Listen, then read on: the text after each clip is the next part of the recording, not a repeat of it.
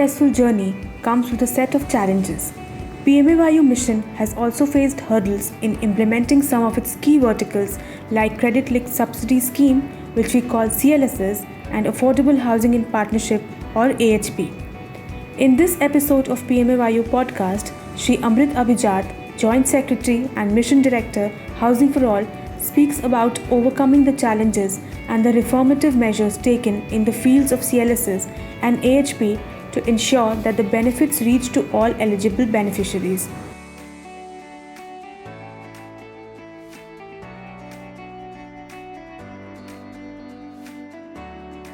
Namaskar, I am Subhashish Das, Director, Ministry of Housing and Urban Affairs. I welcome you all to this podcast on Pradhan Mantri Awas Yojana Urban. We'll have with us esteemed guest, Shri Amrit Abhijat.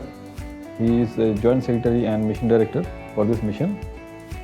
We have completed almost 6 years of this mission, and we'll have a detailed discussion on various issues of this mission. So let us begin. Very welcome to you, sir. Sir, you have introduced CLSS for MIG also, Middle Income Group in 2017. So, how was the performance and what actually led to starting the sub-scheme? The scheme was announced around the time the demonetization was taking place. I think very well placed because it brought into a tremendous amount of confidence in the middle class. Also that insofar as housing is concerned, we've always concentrated as a country on the EWS, on the BPL, and despite the fact that the middle class contributes so much to the growth of the Indian economy, and particularly the urban sector, they were always within the periphery of these schemes and perhaps never benefited in a direct way. So the Honorable Prime Minister took a very important initiative and a very significant one at that the middle class also were made to feel that they are not only meant for fulfilling the income tax return liabilities and to contribute to votes, but were also to get the benefits of from the government as and when required. And they hugely participated in the sense that in credit linked subsidy, close to about 6 lakh cases have been done for the MIG. And more importantly, this takes into account doctors, engineers, LIC agents, auto wallahs, computer wallahs, you name it, and all kinds of professions. In fact, we are compiling a database as to how many types of professions have been benefited across the sector, how many skills have we supported through the housing, and they are actually the people who propel our economy in a very big way, and for them to be provided a house is a very, very significant intervention into their welfare.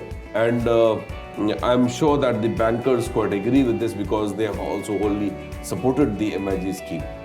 Sir, as you have told that initially there were some issues with the CNS, especially banks and PLIs, with the implementation. So, how it was taken care of? See, I think the strategy that was adopted for the CNS to be able to understand us better, and then the banks also, because there are about 260 banks which became the PLIs, so to say, the participatory lending institution. Training was something very important that they did, because there was a huge number of training programs which were organized for the bankers, region-wise, bank-wise. That is one. Second thing is that we also brought in the aspect of CRGFT scheme in it. We could speak to them. Also, that you'll be surprised that the National Housing Bank itself has done a survey where the NPAs in the credit linked subsidy is close to around 0.3%, which probably would account for one of the least NPAs. And therefore, the element of trust coming from this segment of the population is something so inspiring for us. And so it really builds in the confidence that contrary to the popular notion that these become NPAs and the default ratio is high, the PMAY CLSS quite proves to the contrary. And therefore, the banks by and by developed a confidence, and there has been a very healthy rivalry between banks also as to who pips in one of each other. The Honorable Prime Minister also introduced the concept of CLSS awards, where the banks were rewarded for their good performance, and I think SBI, HDFC and so many other banks really did well, and I think this is poised to be one of the most successful verticals within the scheme itself. And sir, could you please elaborate on the CLAP like how it helped actually? See, while we were doing all this, the training of the CNAs and the huge number of applications which were coming by, because it is not possible for the bodies at the state level for the beneficiary to make houses all of their own. And therefore, there was a huge catchment of constructed houses which were already there. So we were talking to the builder community also, and applications were coming in. But somehow the beneficiary was unable to understand as to what is the time when he will actually come to know whether the loan has been passed, whether he or she is getting the CLSS. Therefore, we came with this idea of Credit Link Awas portal, where the beneficiary will put in his application. Once the home loan has been approved, we will start tracking it, where the movement is. And this gradually developed a regime where more information then was being passed on to the beneficiary. And so again, this is more power to the people again, those who apply under this scheme.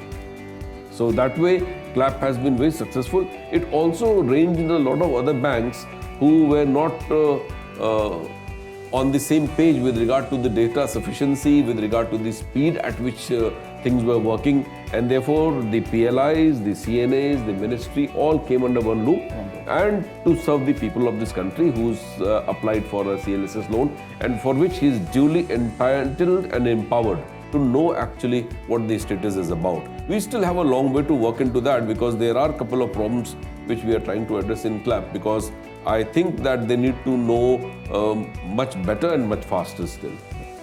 So again, going back to the earlier questions, real estate sector is one of the largest employment generation sector of the country.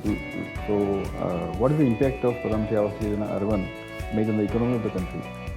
Okay, let's try and look at it vertical wise. See, real estate's intervention in PMAY would largely be around the AHP and the CLSS scheme. In the AHP, of the about 30 lakh, 28 lakh houses to be exact, is to be taken up, I think most of it is being built by the real estate. This is being built up in two ways. Either they have proposed to construct the AHP themselves.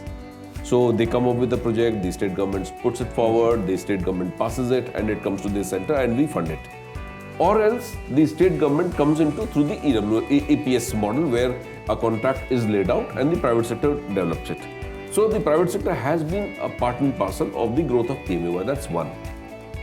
I think that in the AHP vertical, western states, particularly that of Gujarat, Maharashtra, Karnataka, Andhra also, and now Telangana and Madhya Pradesh, now UP also have done very well. Insofar as the credit link subsidy is concerned, I think most of the houses, out of the about 18 lakh houses, I think 90% plus houses have come in from the private sector.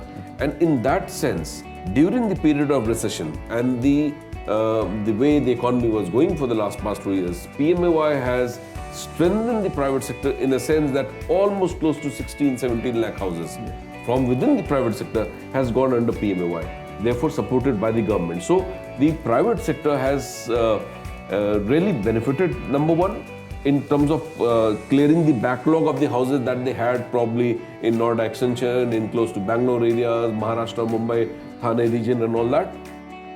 Also, that it redefined the entire architecture around which houses were being made. You know that there was a time between 2017 and 14 where a lot of real estate development was taking place under the name of investments, and a large amount of opacity, I would say, I would like to prevent my words here, was around the real sector development at that point of time.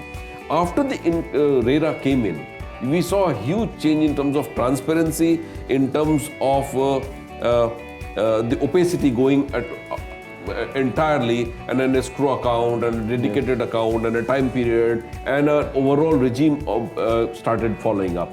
More importantly, what really then happened is that more and more projects started coming into the affordable housing sector, which perhaps was the real worth of what an ordinary Indian would want.